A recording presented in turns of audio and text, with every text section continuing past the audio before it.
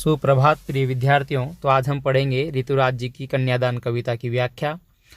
बहुत ही सरल एवं सहज कविता है, जिसमें माँ अपनी बेटी को अपने उसके जीवन के संचित अनुभव सौंपती है और अपनी बेटी को पुत्री को सिखाती सीख देती है और कहती है, कितना प्रामाणिक था उसका दुख लड़की को दान में देते वक्त, जैसे वही उसकी अंतिम पूंजी हो। देखिए, कविता का शीर्षक है कन्यादान। अब कन्यादान शब्द इसमें एक इस प्रकार से प्रयोग किया गया है कि कन्या कोई एक वस्तु नहीं है जिसको दान में दे दिया जाए। गोदान, अन्नदान, धनदान, भूदान, बहुत सारे दान होते हैं, लेकिन उन दान की तरह ही हम कन्यादान हमारी संस्कृति में हालांकि चला रहा है। कन्यादान करना एक बहुत ही पुण्य का कार्य माना गया है, लेकिन यहाँ पर इस कविता में कन्यादान शब्द को व्यंग्य के रूप में अपनाया गया है, प्रयोग किया गया है।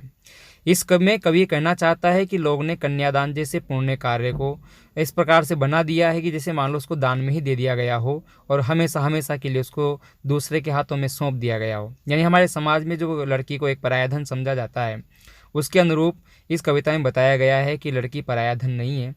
माँ जब अपनी बेटी को विदा करती है तो उसका उस समय जो दुख होता है उसमें केवल कोरा दिखावा या कोरी भावुकता नहीं होती, अपितु उसका दुख वास्तविक होता है, प्रामाणिक होता है। जब लड़की को वो दान में देती है यानी किसी और को के हाथों में सौंपती है, तो उस समय उसकी पीड़ा जो है भावुकता, सच्ची भावुकता है, प्रामाणिक भावुकता है।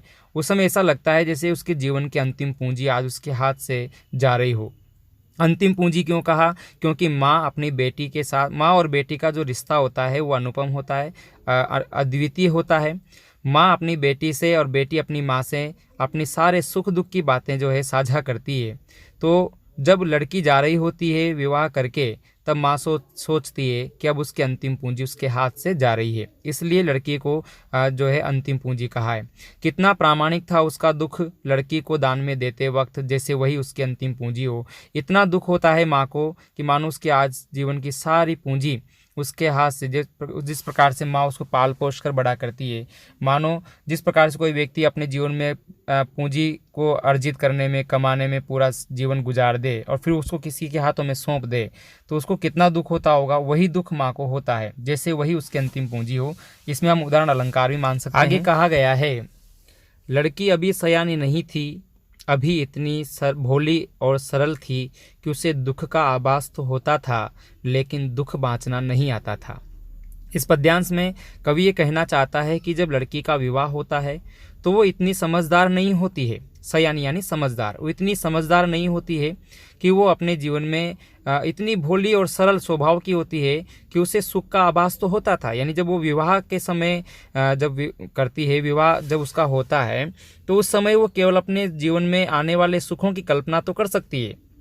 वो ये सोच सकती है कि मेरा पति कैसा होगा, मुझे कैसा मतलब ससुराल मिलेगा, अच्छा होगा और मैं उसके साथ सुखी रहूँगी। तो एक प्रकार से जो यौवन की सुखद कल्पनाएं हैं, वो यौवन की सुखद कल्पनाएं तो वो कर सकती है। और भी इसमें कई प्रकार की कल्पनाएं हो सकती है, जैसे कि मेरा विवाह होगा, हाथ पीले किए जाएंगे, नाच गान होगा और दूल्हा जो है बारात लेकर आएगा। तो विवाह के समय वो तमाम सुंदर कल्पनाएं कर सकती है, मेरा जीवन सुखी होगा, मैं उसके जीवन को संवारूंगी, जैसे कई सारी कल्पनाएं। तो सुखद कल्पनाएं तो कर सकती है, सुख का आभास तो कर सकती है, सुख को महसूस तो कर सकती है, लेकिन जीवन के जो कटु अनुभव हैं, जीवन में आने वाले जो दुख हैं, उनका आभास वो नहीं कर पाती है। यानी जीवन में आने वाले दुखों को बाँच नहीं पाती है, पढ़ नहीं पाती है। वो ये सोच भी नहीं सकती कि विवाह के बाद जीवन में एक स्त्री जीवन में कितने सारे दुख आते हैं, तो उसको दुख बाँचना नहीं आता था। यानी स्त्री जीवन में आने वाले दुखों से वो बिल्कुल अपरिचित सी होती है। पाठिका थी वो धुंधले प्रकाश की, कुछ तुकों और कुछ लयबद्ध पंक्तियों की। जिस प्रकार से धुंधले प्रकाश में यदि कविता की कुछ पंक्तियों को, तुकों को, एक तुक और पंक्तियां किसमें होती है? कविता में। अगर धुंधले प्रकाश में किसी कविता को पढ़ना और उसको स्पष्ट रूप से समझ पाना किसी पाठिका के लिए मुश्किल होता है, उसी प्रकार से लड़की को भी एक पाठिका कहा है जो जीवन के धुंधले प्रकाश में होती है। वो जीवन में आने वाले सुख की कल्पना तो करती है, लेकिन दुख को महसूस नहीं कर पाती, इसलिए उसको ऐसे धुंधले प्रकाश की पाठिका कहा है। जिस प्रकार से किसी कविता को धुंधले प्रकाश में पढ़कर समझना मुश्किल कार्य है, उसी प्रकार से लड़की जिस स्थिति में होती है विवाह के समय, उस समय वो अपने जीवन के दुख और के बारे में जो है सोच नहीं सकती, कल्पना नहीं कर सकती।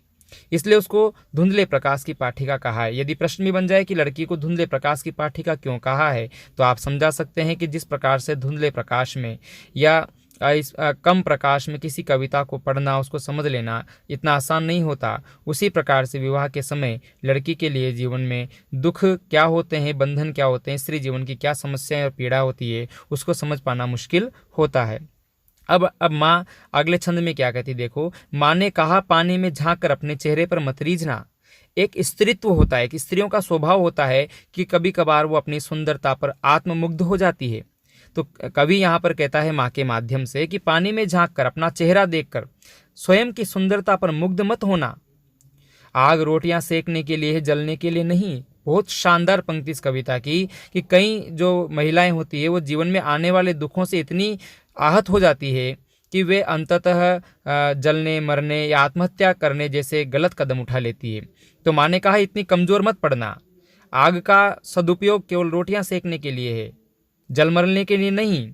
इसलिए उसको अनुभव देती है, उसको सीख देती है कि आग का सदुपयोग करना, कभी इतनी कमज़ोर मत पड़ना कि ऐसा गलत कदम उठाने के लिए तैयार हो जाओ। इस प्रकार से उसको ये भी कहा गया है कि अपने चेहरे पर मत रीझना और आग रोटियां सेकने के लिए, जल मरने के लिए नहीं। यानी ससुराल पक्ष के द्वारा दी गई यातनाओं से परेशान होकर कभी आत्महत्या करने जैसा गलत कदम मत उठा लेना। वस्त्र और आभूषण शाब्दिक भ्रमों की तरह बंधन है स्त्री जीवन के। देखिए आप, कई सारी लड़कियां तो केवल इस दबाव में आ जाती है कि मेरे पास मेरे ससुराल के द्वारा मुझे कितने आभूषण दिए गए हैं, कितने सुंदर सुंदर वस्त्र हैं।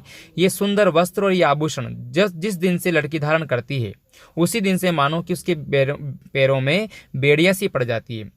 उसके जीवन में कई सारे बंधन आ जाते हैं। उसे कई सारे आदर्श के नाम पर बंधन सिखा दिए जाते हैं कि तुझे ये करना है, ये नहीं करना है। कई सारे निषेध उसके जीवन में उसको बता दिए जाते हैं। तो ये सारे जो वस्त्र और आभूषण हैं, जिस प्रकार से शाब्दिक भ्रम की तरह उपमा दी गई है यहाँ पर, कई बार हम लोगों को मीठे शब्दों के जाल में उलझा लेते हैं, भ्रमित कर देते हैं लोगों को और उसे अपने जंजाल में फंसा लेते हैं, अपने षड्यंत्र का शिकार बना लेते हैं।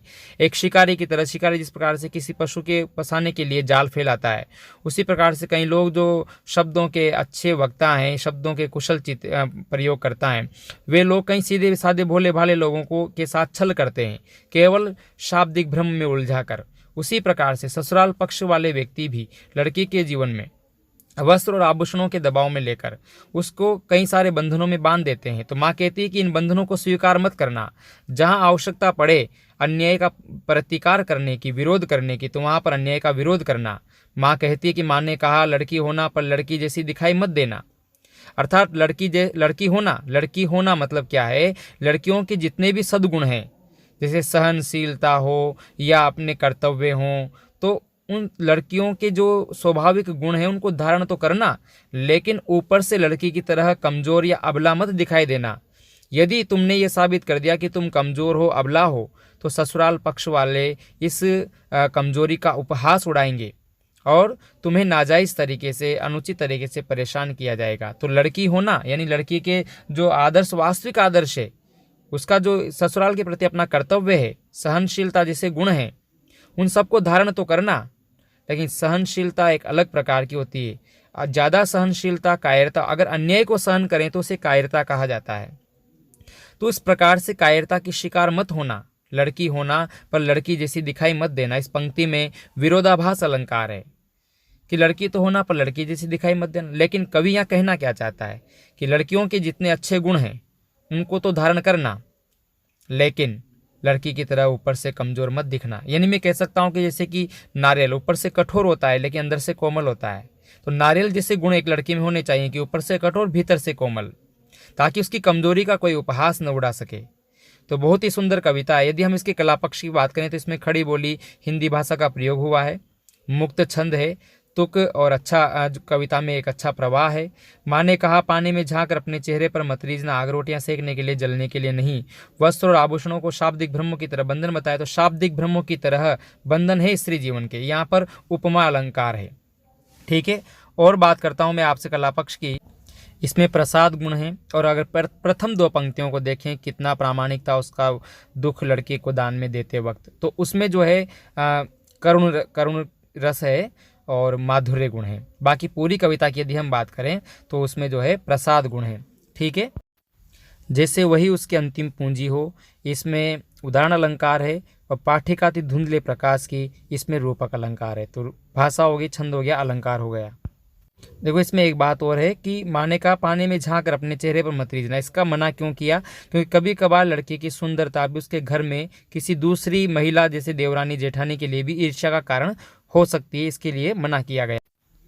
तो आज के लिए इतना ही। धन्यवाद। जो प्रश्न आपके समझ में नहीं आया हो, जो बात समझ में नहीं आई हो, आप उसे कमेंट बॉक्स में लिख सकते हैं। धन्यवाद।